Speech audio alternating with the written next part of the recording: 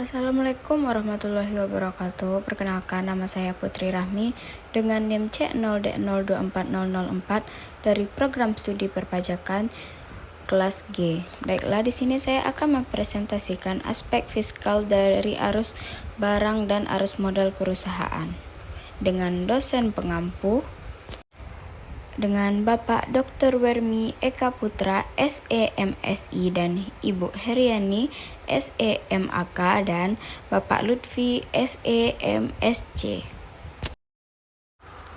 Pengertian arus kas. Arus kas merujuk pada pergerakan fisik barang dari produsen atau pemasok ke konsumen pada melalui berbagai tahap rantai pasok. Ini mencangkup aktivitas seperti transportasi, penyimpanan, distribusi, dan pengolahan investasi untuk memenuhi kebutuhan pelanggan. Konteks logistik.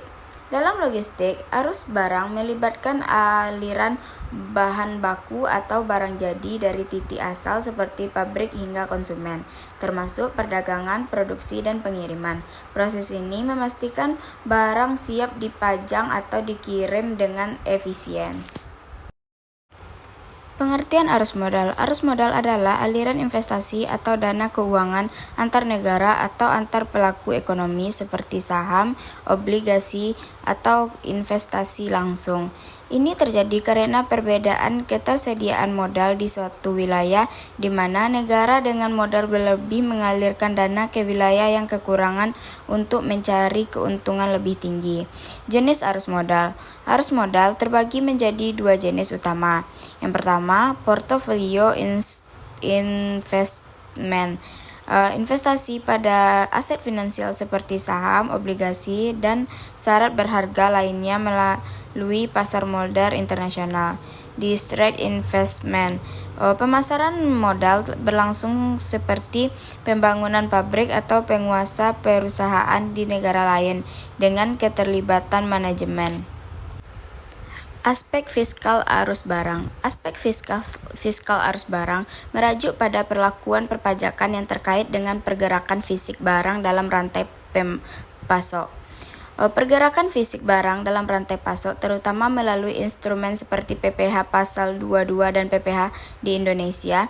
Kebijakan ini bertujuan mengawasi transaksi impor, penjualan, dan distribusi untuk meningkatkan penerimaan negara serta melindungi industri dalam negeri. Aspek fiskal arus modal. Aspek fiskal arus modal merujuk pada perlakuan perpajakan terhadap aliran dana keuangan seperti investasi, pinjaman, dividen, bunga, dan royalti dalam kegiatan perusahaan atau antar negara, terutama melalui PPh Pasal 23 di Indonesia. Kebijakan ini mengendalikan distribusi penghasilan modal untuk memastikan penerimaan negara sambil memengaruhi arus kas dan keputusan investasi. Pajak dalam arus modal. PPh Pasal 23. Dikenakan 15% atas dividen, bunga pinjaman, royalti, sewa, dan jasa. Dapat dikreditkan terhadap PPh terutang penerima. PPh dividen 10%. Untuk dividen domestik, biasanya dibebaskan jika direinvestasi. PPh 26 untuk penerimaan asing. Penyertaan modal. Setoran modal tidak kena pajak, tapi bunga pinjaman deductible jika wajar. Kesimpulannya di sini, arus barang dan arus modal merupakan dua komponen penting dalam aktivitas perusahaan yang memiliki perlakuan fiskal berbeda. Arus barang berkaitan dengan kegiatan operasional seperti pembelian dan penjualan, sehingga berdampak langsung pada penghasilan dan biaya yang menjadi dasar perhitungan laba kena pajak. Oleh karena itu, arus barang dikenakan pajak seperti pajak pertambahan nilai atau PPN dan pajak penghasilan atau PPh. Sementara itu, arus modal berkaitan dengan kegiatan perdanaan seperti setoran mobil, pinjaman, dan investasi. Tidak semua arus modal dikenakan pajak secara langsung. Pajak baru timbul apabila arus modal tersebut menghasilkan penghasilan seperti bunga, dividen, atau keuntungan investasi atau capital gain.